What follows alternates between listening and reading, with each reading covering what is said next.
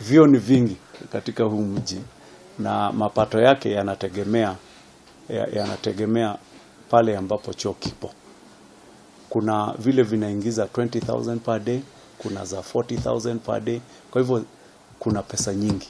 Ukiona makundi yanapigana sababu kuna hela nyingi.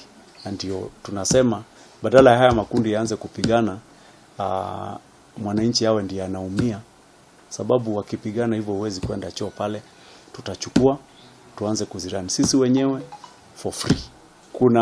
Tutachukua mwanakandarasi mmoja aanze kuzimanage, na kuchukua huyo mwanakandarasi inachukua ile inaitwa procurement process. Next week, wiki ijayo, tutaweka advert kwa papers. Hiyo advert inachukua 14 days watu wa kulingana na sheria. Halafu kutoka hapo kuna procedure nyingine ambayo inachukua kama 40 days. Hiyo procedure lazima ifuatwe moja kwa moja mpaka tuhakikishe vile sheria inavyotaka tumefanya. Sababu hatutaki tukichukua hivi vyoo tuanze kuingia kwa shida nyingine ya procurement.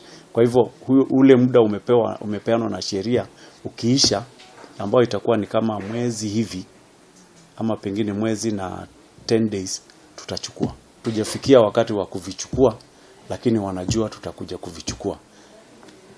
Wale waliokuwa wanaendelea kuzirani bado wataendelea kuzirani mpaka tuwe tayari tuzichukue vizuri, ndio kusikue na gap. Nairobians wanataka kutumia choo ni kichafu, kimefungwa na si vizuri.